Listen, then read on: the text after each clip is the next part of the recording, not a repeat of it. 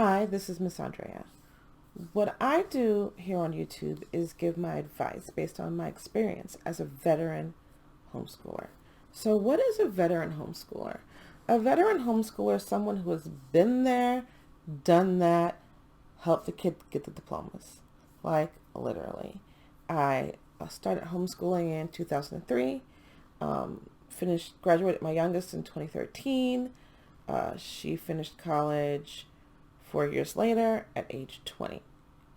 I'm really good at it. I'm really good at helping other people have the same results that my kids had.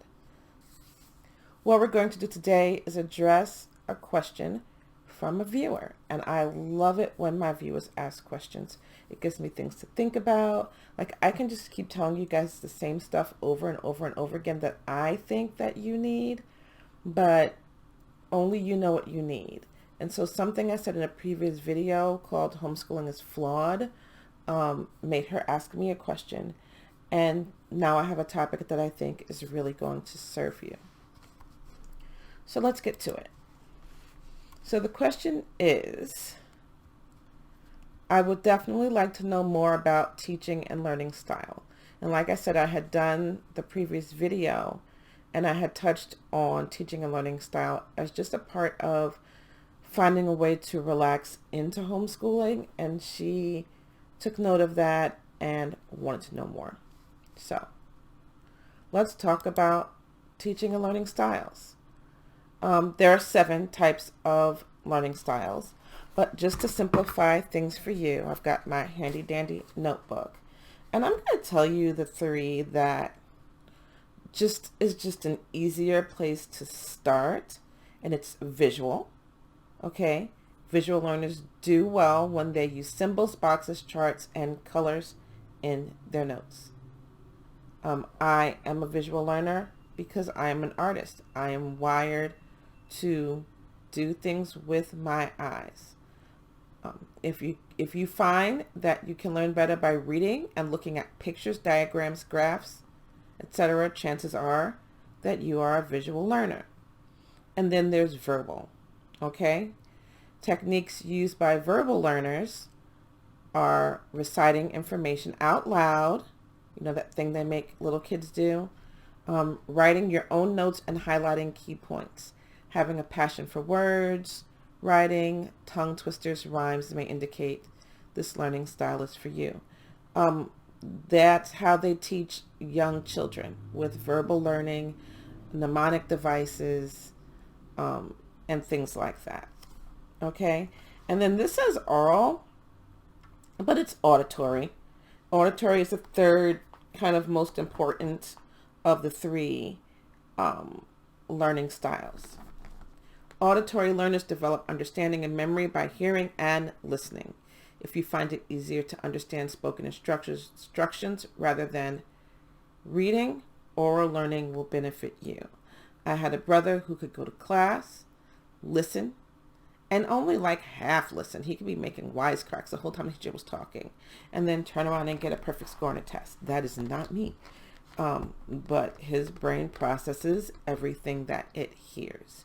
So there are other kinds of learning styles, but instead of being an exception to the original 3, they kind of overlay on them. Physical is one of those. When I'm trying to help someone who was normally an auditory learner memorize something word for word, I put them on a treadmill. Like I've put my nephew on a treadmill to help him learn lines in the play, because that movement took him out of his head and let him just learn the information. Logical. I have a logical overlay. If someone says something to me, because people are going to teach out of their style, and so they're not teaching verbally, so I have to find another way to take in the information, and it has to be logical for me. I'm going to say why. Why? Little kids in the backseat of your car, why is the sky blue? Why is this? Why is that? They're trying to piece together the logic of the world. So logical learners often learn by asking a lot of questions. Little kids, right? They want to understand the whole picture. They are natural thinkers who learn by classifying, categorizing, and thinking abstractly about patterns and relationships. And then there's this other like subsection, and it's the environment you learn in. Have you noticed that with COVID, some of the kids who ended up learning online are doing better? And then some are just doing way worse. The kids are no smarter or are less smart than they were before, but their environment makes a difference to how they take in information. Social learners are the ones not doing well right now. They prefer to learn in groups rather than on their own, and they like generating ideas and brainstorming, okay? But solitary learners are the ones who are shining right now, and they just need to be left alone, just like plain and simple. So those are the types of learning styles. Teaching styles work similarly. You're going to be wired to teach from the perspective of how you learn. Well, let's talk about teaching styles first. There's the authority or lecture style, and this is what you're going to get in college classes, and this is going to start in high school classes. Just sit there, be quiet, take notes, and listen. The authority or lecture style is teacher-centric. They just want to stand there and give their presentation, and students can absorb. They don't really want a lot of like back and forth. The pros is that this is acceptable for higher education and auditory settings with large groups of students. It's a good way to teach many people at one time, right? The cons is it's a questionable teaching model for children because there's no interaction with the teacher and it can get snoozy. Okay, then we have the demonstrator or coach style, which is more like a convention deal. The demonstrator retains the formal authority by showing students what they need to know. And they're a lot like a lecturer, but they use multimedia presentations. They use activities. They do demonstrations like in math and science. Okay. And then the pros of the demonstrator is it gives opportunities to incorporate different formats, right? But the cons is that while it's suited for math and music and phys ed and arts and science, it doesn't accommodate large classrooms. It doesn't. Okay. Facilitator is someone who encourages conversation. They promote self-learning, so they're helping you learn. They're giving you what you need, the tools. The pros is it trains students to be researchers. The cons is it challenges the teacher to interact with students and prompt them toward discovery. It's super time consuming for the instructor. We have the delegator or group style who just puts people in groups and it's like, y'all figure it out together. It's kind of like a science lab type deal. And then there's hybrids and blended styles, as there will be. So as a visual learner, my personal teaching style is demonstrator. I like to have charts ready. I like to put activities in it. I like to display things. But I know my kids are learning when I use the facilitator style. But remember, I also have that logic thing and I want to know why. So I want to know that my kids understand the why. So what kind of book would you like to read for fun? For fun? Not that. For fun. I guess for fun these days, I'm more interested in decorating and cooking and things like that. So it definitely has to have pictures in it. I do read tomes though, but for fun, yeah, it's books with pictures. When you're not sure how to spell a word, what are you most likely to do? Write it down and see if it looks right. Spell it out. Trace the letters. Write it down.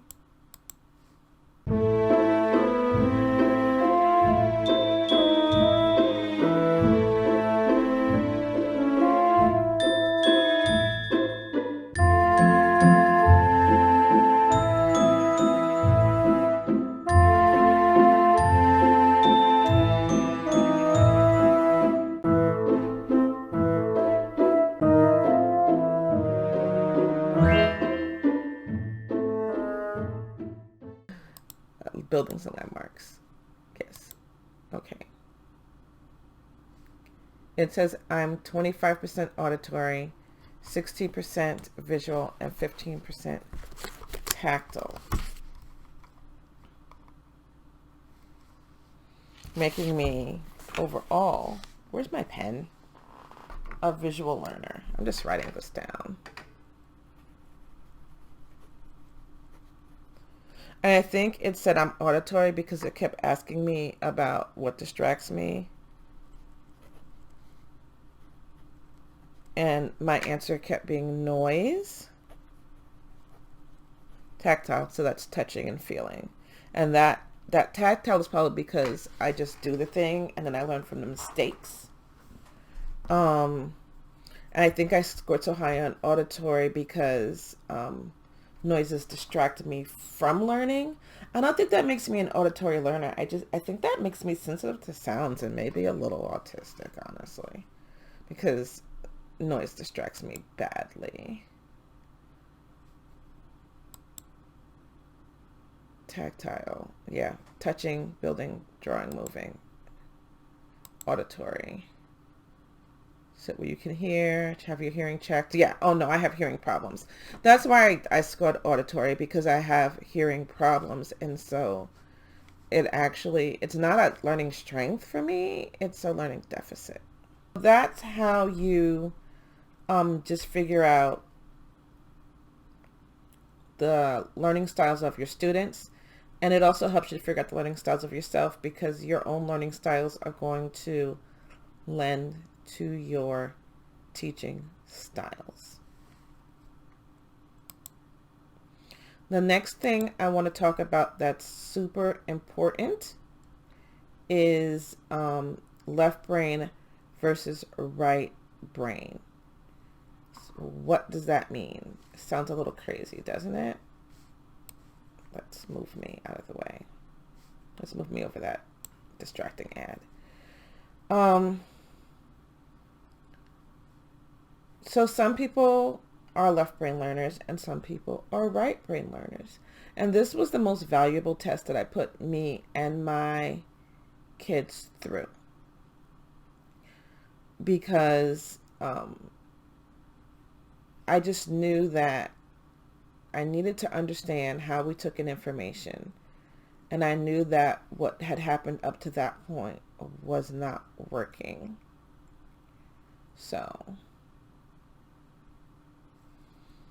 we go through life attached to a lot of personality related labels: introverted, optimistic, strong, silent, drama queen, etc. But interestingly, however, whether it's our left hemisphere that is more dominant or our right one, the distinction can impact our personality and the decisions we make.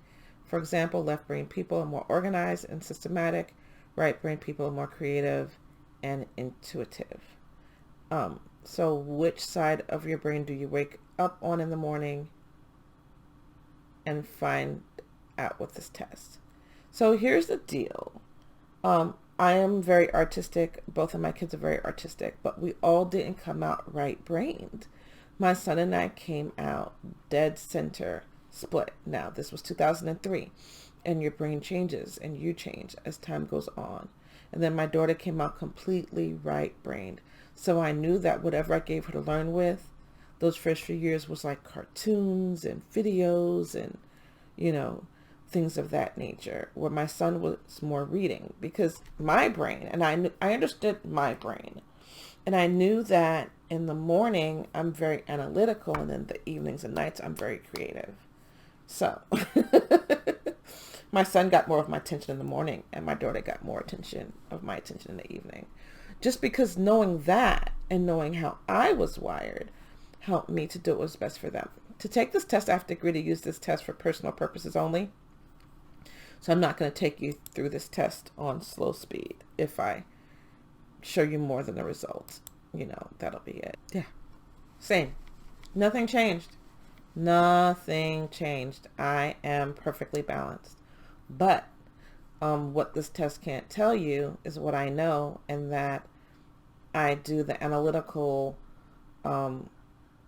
left brain things in the morning, and I do the creative right brain things in the evening.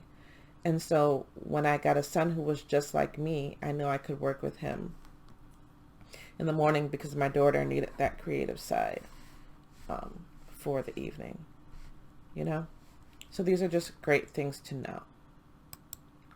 Here's a book I need you to read. Because if you have a child struggling in school, chances are that they are right-brained, because schools are not designed for right-brained children, okay? So right-brained children in a left-brain world, unlocking the potential of your ADD child. If your child is diagnosed attention deficit, it's because they are right-brained and the world is not wired for them. This book was also very instrumental in helping me with my children, and I assigned it to someone I'm working with right now, and it was very instrumental to her also. Whether your child is right-brained or not, or left-brained or not, you're gonna want to read as many of these things as possible, just to determine what your child is, so that you can let them be free to learn without thinking something's wrong with them. When, like, children who are not doing good in school are just creative children. And so those strictures are grating with them and causing them to be unhappy and to act out. But basically, let me just give an analogy. If you're going to teach math, you're not going to jump into algebra right after multiplication. You're going to do multiplication, then you're going to do division, then you're going to do fractions, decimals, percentages. Now we are ready for pre-algebra. And it's not just the ability to do the work. It's not just the ability to skip functions and catch on. But when it comes to learning some things, there's a great deal of emotional intelligence required. It just doesn't matter how bright some kids are. They're not going to have the patience for letters in their math until they reach a certain maturity. They're going to be like, why have you messed with my math? This is making me unhappy. Why are you playing word games when it's numbers? And it takes emotional maturity to get to that point.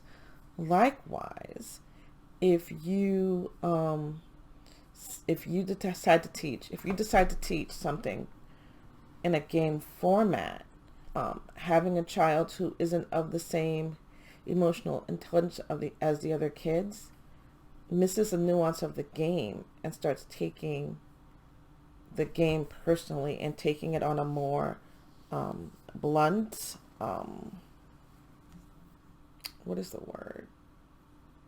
literal level. So, like, you can't really mix, like, 5th graders and 9th graders, because now we've developed our sarcasm, and the little kids are going to get upset. Emotional intelligence. So I really need you guys to look at that closely also, and make decisions as to what your child is ready for based on their emotional intelligence. And there is no shame in not having the emotional intelligence for something. The thing is, emotional intelligence is sudden. It's sudden. 1 minute the kid can't do it. The next minute the kid's like, oh, it's crazy. I've been in situations where children didn't have the emotional intelligence to read. 10, 11-year-olds just stunted, could not read, illiterate. And then one day they woke up, and usually after a break, usually after taking a month off, or taking a summer off, their brains had time to rest and wire itself for things, and they come back, and within a month they're completely literate. All of these things fall into emotional intelligence. Sometimes you just got to let the child do the thing. And it just refers to the ability to identify and manage one's own emotions as well as the emotions of others. So, reading the room, knowing when to be funny in class and when not to be funny in class, knowing when to make the snide comment or when to say exactly what you mean to say. Not all kids have it yet, and we all get it at different stages of development. And so we need to pay attention to that also. So let's see if we can't sum it up. Like I said earlier, you have some main learning styles: verbal, visual, auditory. Okay? And then you have some physical learning styles that help you absorb better. And that's physical kinesthetic. And basically it's absence or dearth of it. Some people need to also be physical on top of what they're doing, especially when it comes to memorizing. Like, that's super helpful. Then there's our logical. Some kids need to know why. And if you don't answer it, you will disenfranchise them and they will shut down. Kids shut down in math because they're often not answers to the why. And if you as a teacher can't go back to the drawing board and figure out the why, the kid's going to shut down. They're like, I don't need to learn this because it is not logical. Okay? And then we have social and solitary. Some kids thrive socially. Some kids thrive solitary. We usually don't bother with this until college, and we really need to start looking at it earlier, just based on what all has happened with COVID and me seeing kids who are failing thriving and me seeing kids who are thriving failing, just by changing the environment. Everyone's environment changed and a different set of children soared. So now it's like super clear to me how important the social solitary is.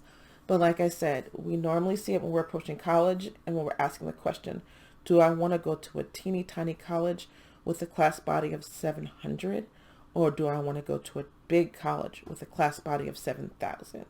You better know this, because if you get it wrong, you're going to be super unhappy. And then combination is, of course, combination of all of those. We saw when I did mine, it came out that I was, what does it say? I can't read my own handwriting. That I am 60% visual, right? And then I am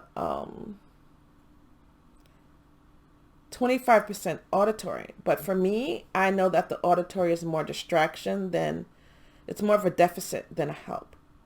And then on top of that, I am 15% tactile. Okay?